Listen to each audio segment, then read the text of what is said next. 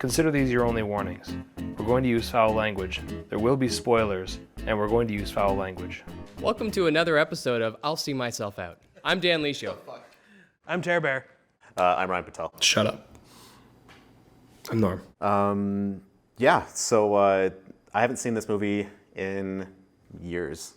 What's the movie again?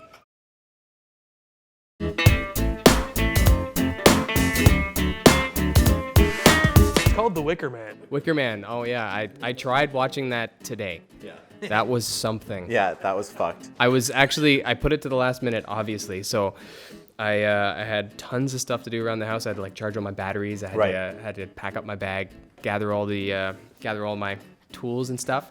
And every couple of minutes, I'd look at the screen and have no fucking idea what's going on. Yeah. I watched the entire thing. I had no fucking idea what was going on Honestly, the entire it time. was way better than I thought it was going to be. Yeah. Is it because Nicolas Cage gets to scream his Nicolas Cage awesome scream? My favorite part was when he roundhouse kicked that girl. Right into the wall. It was so much momentum. She's like, it was like she got hit in her whole body. And it was just like a truck hit her. And she's like, But she gave up. Yeah, that was it. She didn't try to fight back. She was like, you know what? I'm good. she's like, I did what I had to I'm going do. to burn you to death in a minute. Fucking motherfucker. Yeah, from the start of the movie, I just thought it was so fucking weird and ridiculous. I think one of the beautiful things about the movie is that none of the lines seem authentic or real or believable. There's not one fucking line in the whole movie where you're like, these are real actors and actresses, and the story is meant to be taken seriously. Like, none of the deliveries feel real. There was actually one back and forth that I thought was pretty genuine. Which was that? When Nicolas Cage goes up to the pilot of the plane, he's like, ahoy! He's like, you just say hello. It's funny that you say that, because that was also I felt one of the least necessary parts of the whole fucking movie. So from the get-go, the initial scene being with the little girl and the car getting pulled over and him getting the doll, I also felt like that was just so fucking random. Like the whole exchange between the mom and daughter. When the car got hit, I thought the girl deserved it for throwing the doll back. You had a moment where you're like, I might be a bad person. I had no idea what kind of movie I was watching yet. Right. So I didn't know it was the horror drama. Right. I was just thinking it was going to be some sort of, I don't know, Nicolas Cage movie, like bordering comedy. Well, it was kind of funny, but for a fucked up reason, right? Like, it's what's really insane about that to me was like the fact that just moments later they would cut to like the next part of the story where he's kind of at home in sweats and his whole life is falling apart and he's like all traumatized. I couldn't help but think to myself, like, you're the fucking reason the truck went on the opposite side of the road, right? Like, I'm sure he thinks about that every day. I don't know. I don't think he thinks about anything in that movie. I'm not talking about before though. I think I had the most questions. I think I knew what fucking path down darkness I was on after he fucking spoke to the pilot and got on the plane. Because I couldn't think of a reason why they needed such a long montage of that guy getting on a plane and going to the island. Like, that's what started killing me in the end. Like, I don't know. It's so weird. And why was he wearing a fucking suit the entire time? Like, Because that he was a police officer. He had was to show professional. off. Right. He was being a professional. He was Right. investigating. So let's back up just 1 second, because there's one part that fucking kills me before we even get on the plane, where he brings the letter from his ex-girlfriend or his ex-fiance to his old partner at the station, and his partner's like, ooh, the plot thickens. I didn't know you had a plot. And I was like, me fucking neither. What is happening in this fucking movie?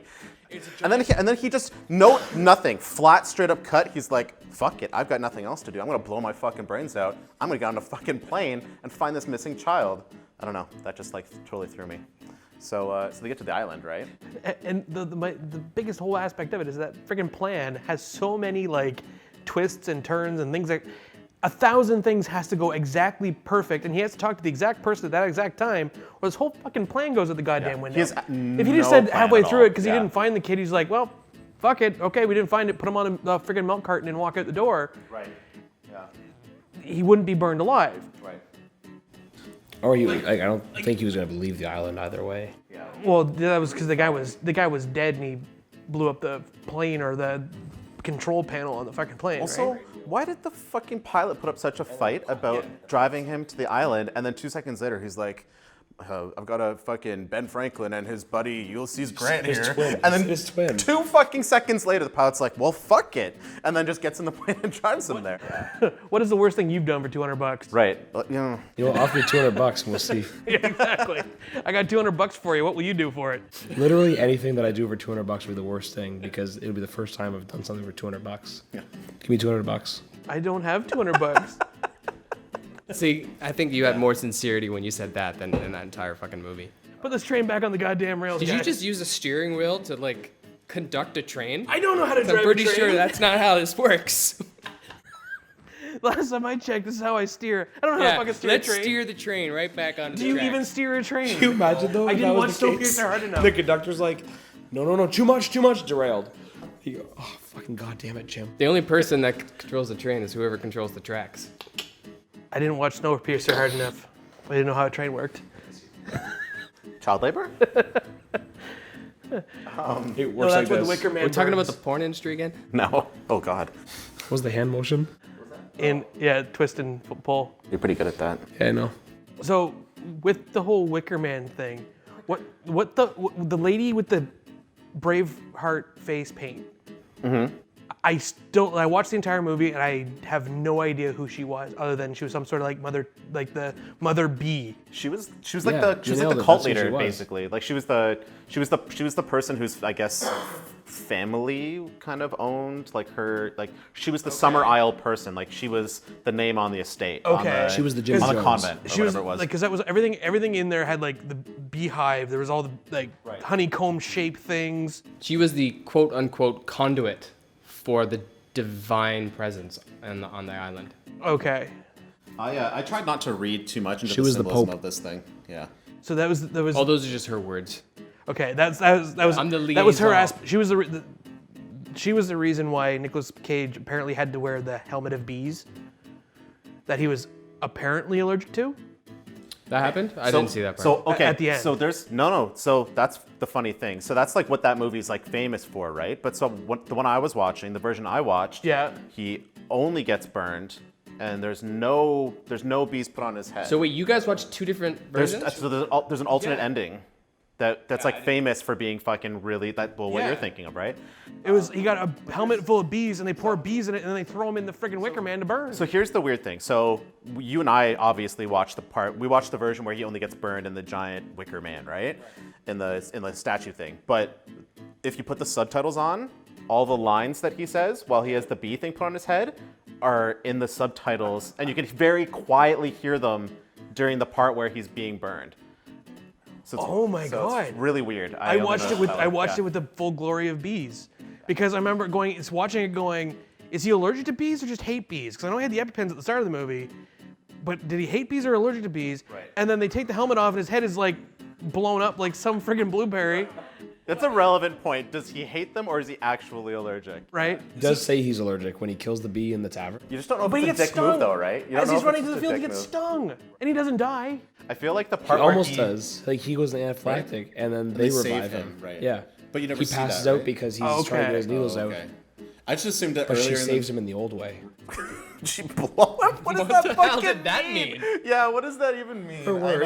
I know. It's I the know, but script. what but was you're with your eyebrows? What does the old way mean? Like, what does that mean? I was like, what? Old fashioned. It's how you treat a snake bite. Oh my god. Oh my god. How do you treat an old snake bite?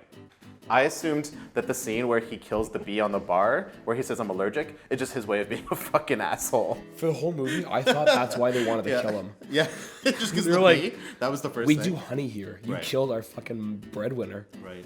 Well, I think one thing that was really difficult to kind of all tie together with the movie was like the part between.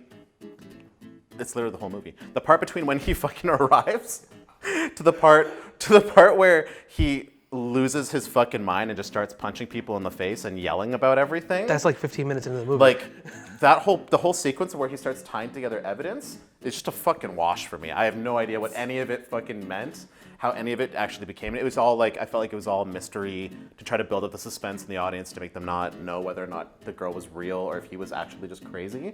But it made me feel crazy. So I don't know if it was a genius move while they're making the movie to be like, the movie's so nonsensical and so extreme that you think you're fucking crazy, and by the time you finish the movie, it starts to make sense and you feel like Nick Cage, or if they just were like, just Nick, they were like, Nick, here's a bowl of cocaine, just we're gonna follow you with the camera, fucking let's do it. See, I love Nicolas Cage in all the movie, even though he's like ridiculously over the board. It's because he fucking commits.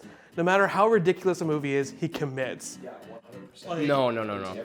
He 100% tries to commit. That's what I love. It doesn't. It's he's committed to committing, but he doesn't commit. Do you know what I mean? But I love it because it's so it makes a movie either greatly horrible or just good. Like it could be one or the other. It's either going to be like Honeymoon in Las Vegas or it's going to be Ghost Rider. Yeah. Like that's the polar Ghost Rider opposite. being the good one, right? Yeah. Or Face Off. Face Off. Okay, I like Face Off. Me too. That was a good one. I still. How can you not? You swapped faces.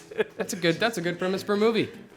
I think I know what you're saying though, and I think that's what I've come to like about it. He doesn't like try to be subtle. He doesn't try to be like overly. He's not kind of like he's not obsessed with himself as an actor in a way. But if he is, it's the best kind of way because he's completely out of fucking control. See, I want his like Nick Cage scream as my ringtone, just because it's the most epic of sounds ever that I would never ignore it. Right. I'd almost want people to call me, even though I don't have people to call me, just to call me and to hear it. I would call myself, yes. I think that's the one. So just touching on that, I think that's the one thing about the story that makes it so good and watchable as a movie is as he starts to find evidence, he gets a little bit more out of control and a little bit more angry, and eventually his only tone becomes yelling. Yeah. Eventually, that's the only way he talks to anybody toward the end of the movie, until the point where he literally gets to the point after the scene you mentioned where he kicks the girl into the wall. Moments later, and that's right after he beats the barmaid and gets her. Just right hooks her. Right, yeah. That was the one that caught me off guard. Right. What? So at one point he's 0 like, to 60. He's like, "Fuck this! I'm taking control." So he nails the barmaid. He kicks the girl who comes to her. Yeah, you will. That'd be a different. That's the other version That's you guys the Wicker saw. Man. Yeah. That's the. So the one with like the people. Yeah. And after that, I think there's a distinct point in the movie where he fully loses control of himself, which is when he joins the congregation as they're walking through the woods while he's just with the bear, and he walks past his ex-girlfriend and he's like, where's Rowan or whatever, and then all of a sudden they come to where she's tied to the tree and he's in the bear costume, fucking surrounded by the entire convent, and he's like, fuck it. And he just runs in front of everybody with the bear costume and just starts untying the girl from the tree. Like, not sneaky at all, like in a fucking bear costume, takes the top, I think he actually takes the head off too. So he just stops being sneaky the entire time, picks up the girl and then runs away. And that's where I feel like he loses control of like not knowing what to do or even how to act. I put myself in his shoes in this movie where if I went to a place and literally everybody was bullshitting me, I would probably end up the same way. You'd probably lose your fucking mind too. Yeah. Yeah. Doesn't he yell at the kids and he's like, "You're all liars"? It's something like that. At one point, yeah. When the kid pretends to be Rowan and like falls out of the cabinet. Right. Hate to be the bearer of bad news, but I think it might be done. Yeah. I'll see myself out.